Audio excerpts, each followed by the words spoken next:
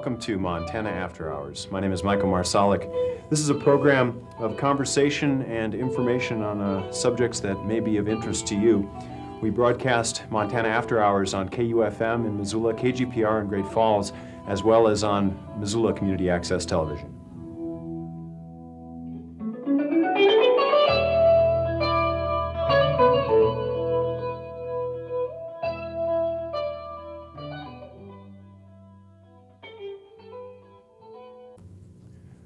My guest for today's program is Dr. Beth Thompson. Dr. Thompson is a physician of internal medicine here in Missoula and a somewhat long-time member of Physicians for Social Responsibility, and recently has been elected on the National Board of Physicians for Social Responsibility.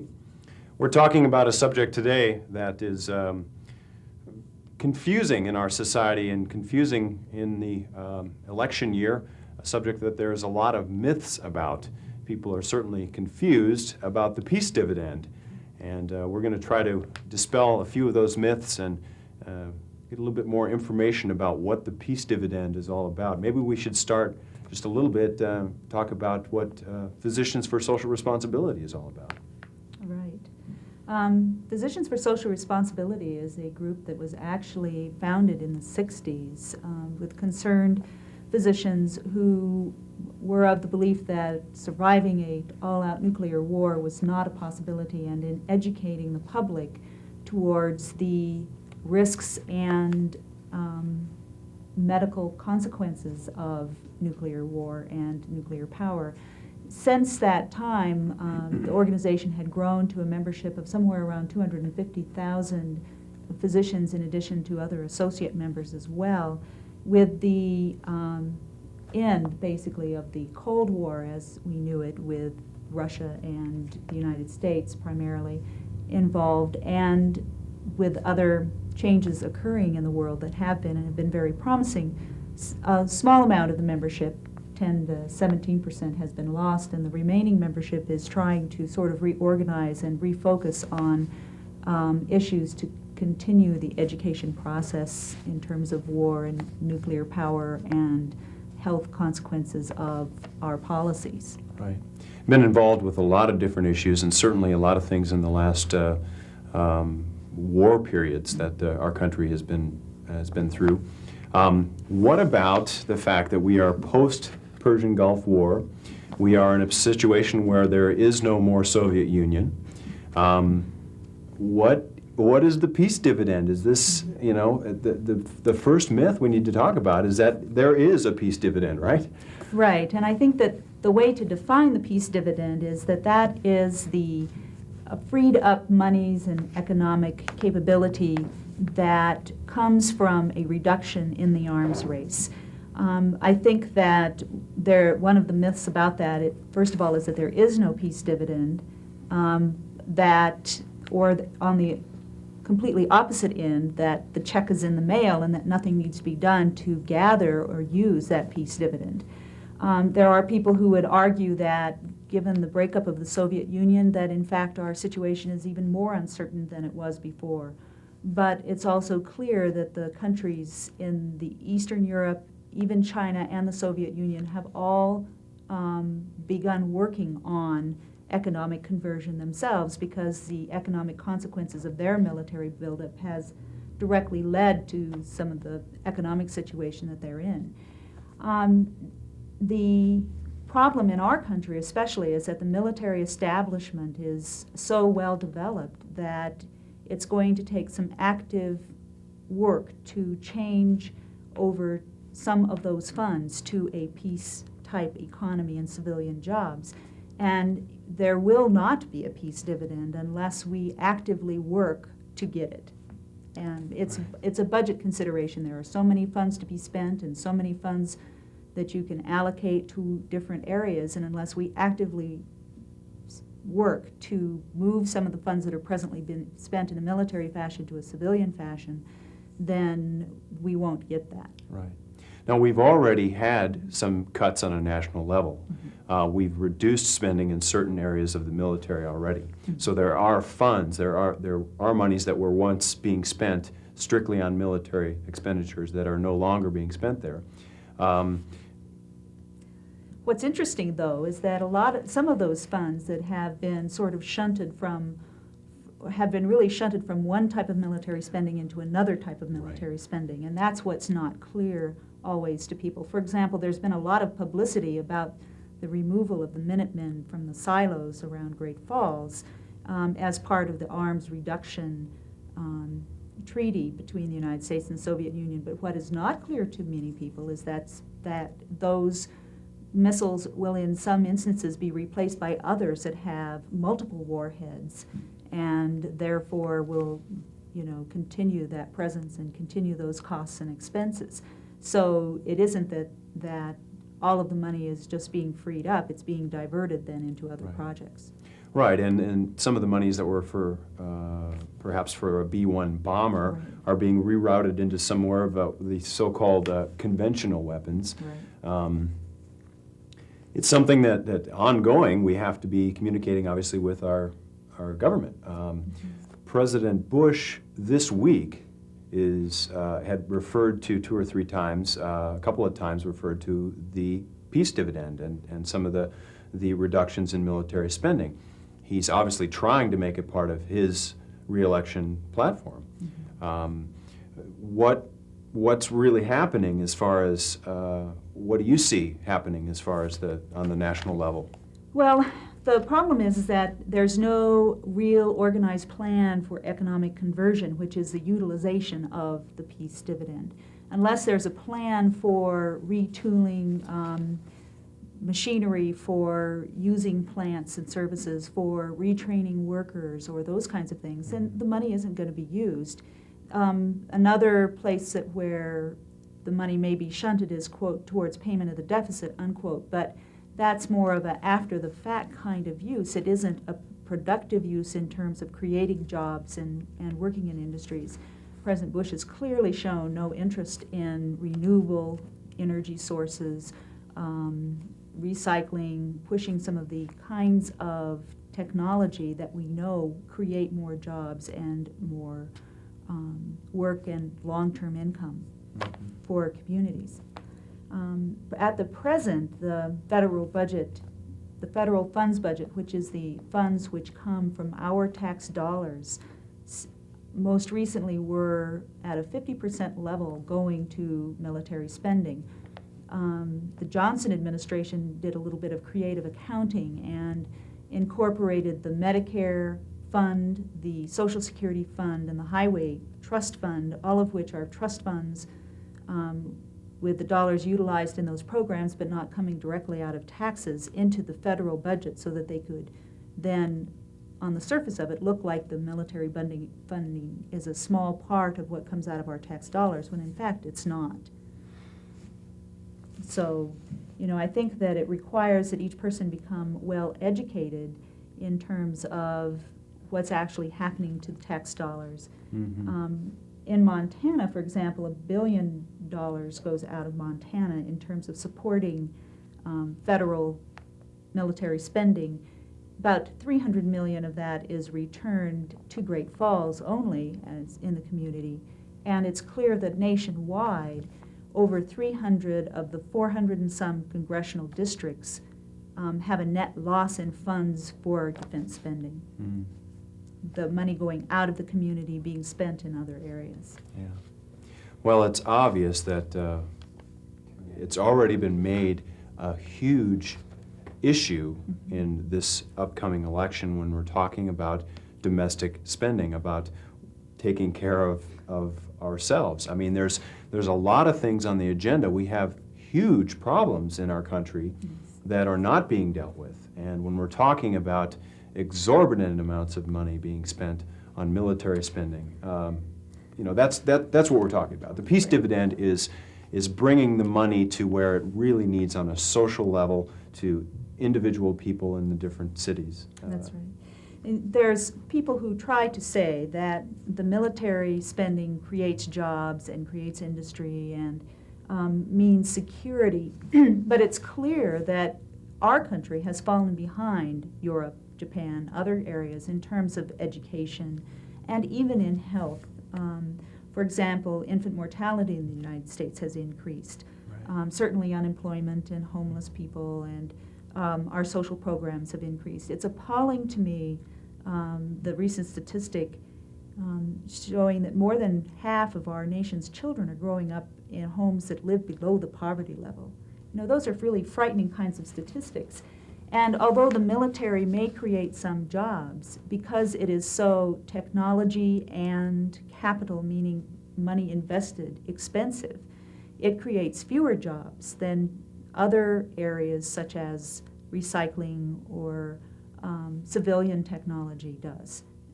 For example, some statistics coming from the Employment Research Associates basically showed that between 1981 and 85, that spending money on military spending that went out of Montana actually cost Montana 17,000 jobs. Even if military spending created a few jobs, the overall net loss was 17,000 jobs. So it's really time to support peacetime efforts and civilian jobs, renewable types of technology, so that we have a sustainable economy and one that will be ongoing. And that is what really provides us security as a nation, having healthy people, educated children, good health care, and happy workers, you know, who are busy and productive, provides more security at this point, whereas making more weapons is actually counterproductive at this point. Right. It'll make more jobs as well. Make more jobs, you know, and make for a stronger country. Right. Well, one thing that you already mentioned, but it's, I think, real important to reiterate, is that we are not the only country in this situation. Yes. I mean, many of the major powers that be that have for years tried to support a very large military budget are struggling with that, have had all sorts of social problems within their countries because so much of their national resources have been spent on the military. And they're forced to cut back. They have to. Right. And the thing that's interesting there, too, is that we have other countries to act as sort of examples of how this process may work.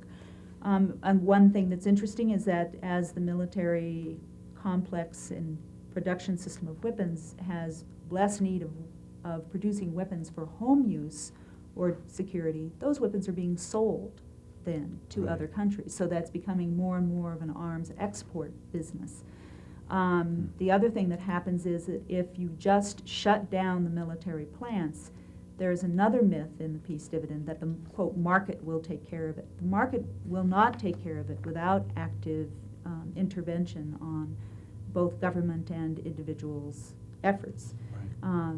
You can shut down the plants and then throw people out of work, but then what are they going to do? You really have to provide retraining and reuse of facilities that can be reused or building new ones to change over to different kinds of technology. And it's interesting that in this country, the primary motivation to do that has come from grassroots, local workers, unions, alternative commissions, rather than from the government. Right. And that's true for Great Britain as well. Right. Yeah, there's a lot of well, I'm kind of sidetracking again here, but there's a lot of things happening on the national level as far as talk. Mm-hmm. And one thing that I wanted to try to discover, to talk about, is, you know, how can we make this even more of an issue on the national platform in this election, and what about the state level? I mean, what is happening? We're not only electing our congressmen, but we're electing our governor this year, the entire House of Representatives in the state. This is a big year as far as an election, and you know, is it being talked about? Certainly the social issues are already a concern by the American public and by Montanans. People are really concerned about jobs, they're concerned about health care, they're concerned about homelessness and Education. and education. Education is a huge Big one. one. So, you know, those concerns are there, but are they are they getting transferred to our elected officials to the extent that something's going to happen in '93? I think the only way that that's going to happen is if it's made an issue by constituents. I think that the elected officials have been having to perk up their ears in terms of listening to what their constituency and to what the grassroots is saying. And I would want people to remember that their personal power in terms of importance is definitely something not to be diminished or to be forgotten about. People feel often as if they as individuals do not have the power or influence that is required to make changes, but that's clearly not true. The whole environmental movement in this country and impact has been coming from the grassroots and not from the government. Otherwise, if it weren't that it was a marketable move, McDonald's would never have gone to paper instead of plastic and foam and those kinds of things. It's interesting too, if wars are supposed to stimulate economy, look at what has happened to this country in the year after the Gulf War. Right. It's obviously not helped our economy significantly at all. And the consumer has been a major indicator of that recession. All the polls showing that the majority of consumers are more pessimistic now than they ever have been about our economy, that with the loosening up of interest rates, the increase in consumer spending that's been sort of hoped for and prodded by the government has not occurred. Bush wanting to give everybody a $300 tax rebate, hoping they'd go out and spend it on Christmas things, hasn't occurred. And so our individual as well as group influence is really significant. Right. Writing your congressman, phoning the office, voting in the election, all of those kinds of means are available to us, especially in this year. Right.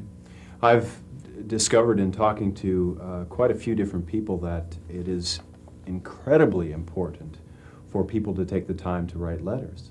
And we don't. Yeah. We as a collective society typically don't write letters to the powers that be. We certainly find it easier to pick up the telephone and make a call if it's a cause or a subject that we feel important about. We don't, however, take the time to write a letter. And many of our congressmen are really watching the letters, and certainly a lot of the elected officials. And since there aren't many people writing letters, if an individual does write a letter, it's likely to have a bigger impact. And especially in a state like Montana, where we really have 2 senators and so far 2 representatives, which increases our per person influence on the national level. And I think that's important to remember. The other thing is that we need to also look at the local level. It's very important to not only vote, but to vote with your dollars, with your investments, with what you buy, with your local city council government, and that is also makes waves more distantly. Well, certainly, I've talked to quite a few people that feel real helpless. Yes. They feel like, as you said, that their voice doesn't count. Their voice doesn't have any impact. What do you say to somebody like that? It's real hard to convince them that this letter they're going to write to a senator. I mean, what would I say? What would I, how would that impact? Well, there are some ways of educating yourself too on a lot of these issues, including knowing about things that, for example, that 23 million Americans are functionally illiterate and 37 million have no health insurance, and to focus on those basic issues: education, health services, housing and food. Someone made a comment about how our inner cities are looking like bombed out zones. If we continue to go on in this fashion, then our security as a nation is harmed by our inner weakness. And I suppose if you take it back to the personal point that 50% of my tax dollars are being spent on military spending rather than on education, rather than on affecting some of these other issues that are certainly really important. I mean, Yeah.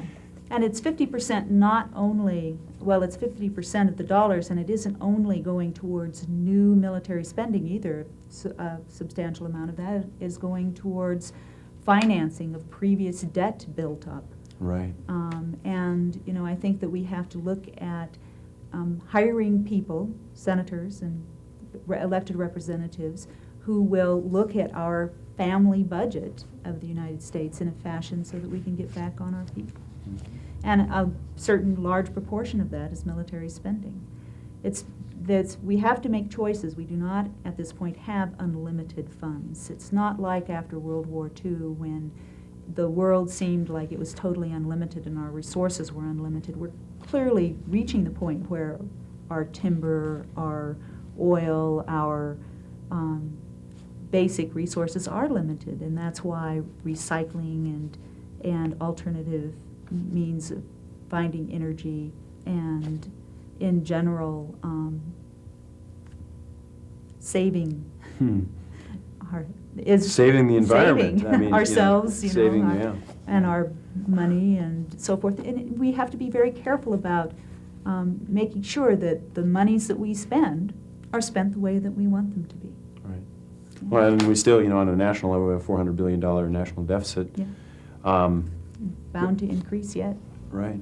No matter what we do. I wanted to remind you, if you just joined us, this is Montana After Hours. It's heard on KUFM and KGPR, and also on Missoula Community Access Television. I'm talking with Dr. Beth Thompson, local physician and a member of Physicians for Social Responsibility. And Dr. Thompson has just been elected to the National Board of Physicians for Social Responsibility. And we're talking about the Peace Dividend, but we're talking about a lot more than that. I mean, we're talking about some of the basic fundamental issues that are becoming more and more important in our society. And I'm talking about housing and education and healthcare and a lot of other issues. But let's talk a little bit more about this military spending. I see so many, we see so many changes on a global level happening daily, the Soviet Union being just one example. But we are a country that is less than a year post-war. There are a lot of people that really feel very strongly that we've got to have a huge military might still to protect against the Saddam Husseins of the world. We've got a lot of people that feel real strongly that this is not a good time to cut our military spending because of, I think you mentioned before, because the unrest in the Soviet Union. Yes, I think that leads into another view that is viewed as a myth by many, which is that the United States has to be the world's policeman. We have assumed that role progressively, and it has not particularly helped our internal security and health as a nation. It's a role that probably needs to be given up, especially with the worldwide growth, in some of the other countries. It was impressive to me how the United Nations as a group was able to mobilize to denounce Saddam Hussein and that it was really only with that sanction from the United Nations that the United States felt able to pursue the war that they did, with support also from other countries. And I guess we have to think very seriously about whether or not we want that role of policeman. Well, and we're taking a role of policeman while at the same time we're selling arms to countries all over the world. As our own need for arms decreases, military arms exports increase. And it makes much more sense to try and divert that industry into productive rather than destructive goods. I think that the average person on the planet, and I don't think if you're in the industrial countries for sure, certainly has more of an awareness of world goings-on, of things that are happening on the other side of the planet. The last 15 or 20 years has shown a complete change in the communication technology. We see things happen on the other side of the world simultaneously via satellite. So it seems to me that the people of this planet are having a greater sense of a global feeling, of a global thinking, of thinking less along the lines of national boundaries and of inter-country conflict, and thinking more on a global level. I don't know, however, that the governments are thinking along those same lines as quickly as I know some of the people are. Right. So it seems to me that's another thing we need to be talking about with our congressmen and electing officials who are thinking, thinking on a global level. Exactly. Yes, I think that's true. And just one other point about, in terms of national security, of all the nations who spent money on military spending, for example, the Soviet Union was one of the absolute highest, spending 18% of their gross national product on military spending. Right. It hasn't made them very safe. And I think that it is true that we cannot think only locally anymore. I think that President Bush's tour in the Far East tells us that, when he's trying to really talk to Japan and to some of the other countries on the Pacific Rim about, reducing their own internal protectionistic levies and taxes, Right. so that there is more free trade and that we can compete. And we have to be able to compete on a international level too. As it is, the majority of our own air pollution control devices, scrubbers and et cetera, are bought from other countries like Japan. Mm-hmm. We buy so many parts of things that are assembled in one country, produced in another, and sold in another, that the global market is something that cannot be ignored as a force, in spite of the fact that it would be somewhat tempting and reassuring to just go back to a very isolationist type of economy. There's no way to do that. Right. And remain a world leader, especially. Right. What is the agenda for Physicians for Social Responsibility for this year, in an election year? What is the focus going to be? Well, I think that the focus is in several aspects. I was not able to attend the recent national meeting, but the resolutions are primarily in terms of looking at economic conversion and how to go about that. Like one quote says, you can't just look at building the Emerald City, you also have to build the yellow brick road to get there. The other thing is attention to health issues, that are extremely important, such as reduction of pollutants and toxins. Particularly, the focus is going to be on lead.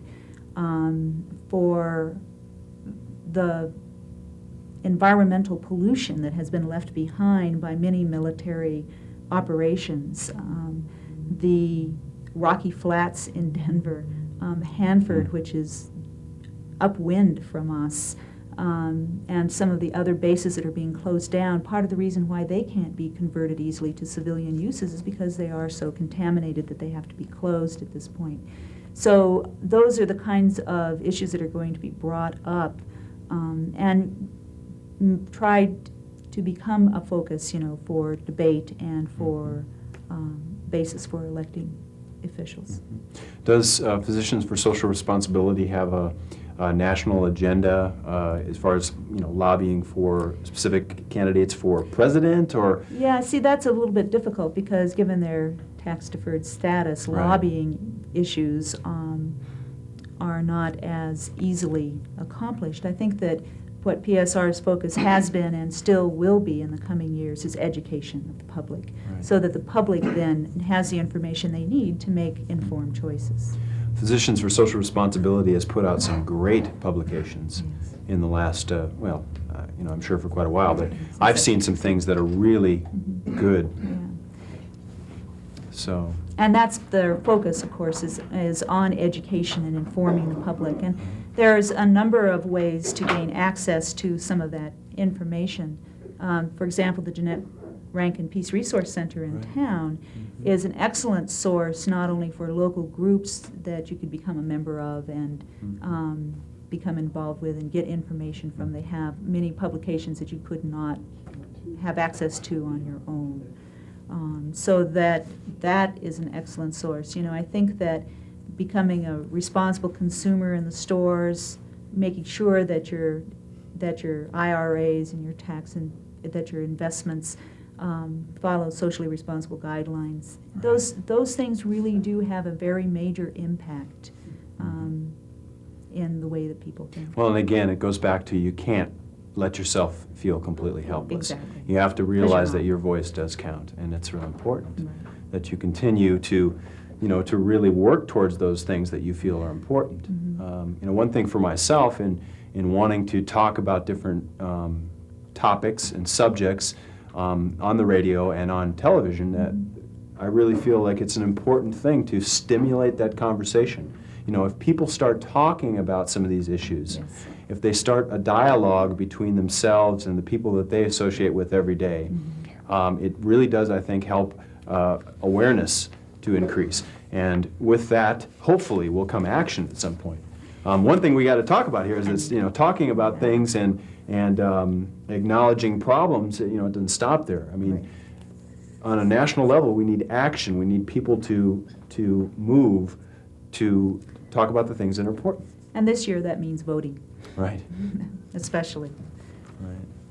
So I think that is important. And local issues are important. And local issues expand into national and state issues and expand into international issues. When I've been doing any reading on the problems in other countries as they've approached economic conversion and the kinds of dialogue that they have, it's so reminiscent of what we have here that I really think that we can learn from their experiences, then they can learn from ours, and that there really is some information available on how to go about things. Well, and to take this back to military spending, Yes.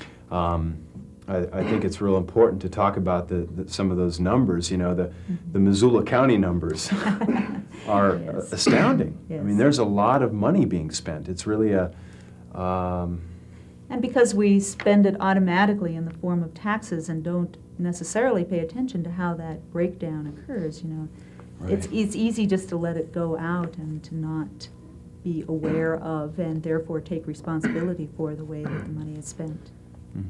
If you're in another one of the Montana communities, there are places that you can go as well. I would encourage people to seek out those organizations and those people that they can really try to contact in your community. I know that there's a real active group of people in Helena. Yes. And PSR is a statewide, nationwide organization. It is, and actually in Missoula is the headquarters for the state chapter, but there's Okay. also a very active group and has been the committee for the 90s in Great Falls that we have had some collaborative projects with, and especially, for example, when we invited the Russian physicians over about 2.5 years ago now. That was very exciting. So there are some other groups. And the issues are, we're maybe using it, Missoula, as an example of how much money goes out of the community and how much is brought back in. But as I'd mentioned, for Montana as a whole, it's $1 billion a year, and that translates into a significant amount for every community. Right, and it's certainly not just a statewide concern. Certainly in this year, in the middle of a recession that doesn't seem to have any signs of ending anytime soon, people are really concerned, I'm real concerned. I think a lot of other people are that we need, it's budget crunch time. It's time to start being real conscious about where we spend our money. If we've got a big problem with education in this country, and we've got as big a problem with people not being able to get adequate health care and housing, again, it's something that's real important to be focused on. I'm afraid that all of those issues are going to become somewhat more intense and worse before they get better. And the solutions, the best solutions, are not short-term fixed solutions. They're long-term solutions in terms of finding jobs, of utilizing our resources wisely, and of redirecting our efforts towards taking care of our people at home. Right. What would you like to see the average person that's watching this that feels, yeah, I feel real strongly that we certainly in this day and age need to maintain some kind of a military defense in our country, but we really need to spend our money wisely. We need to recognize that strength in health and strength in economy is also as important as military spending, and that military spending does not by itself create those things. Right. I think that people should get, first of all, angry about how money is being spent, and then,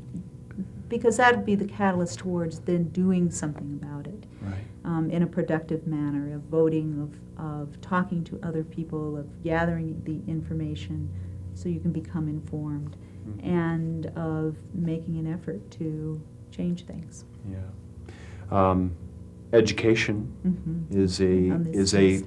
road to getting ourselves out of this scenario that we've been in for a long time.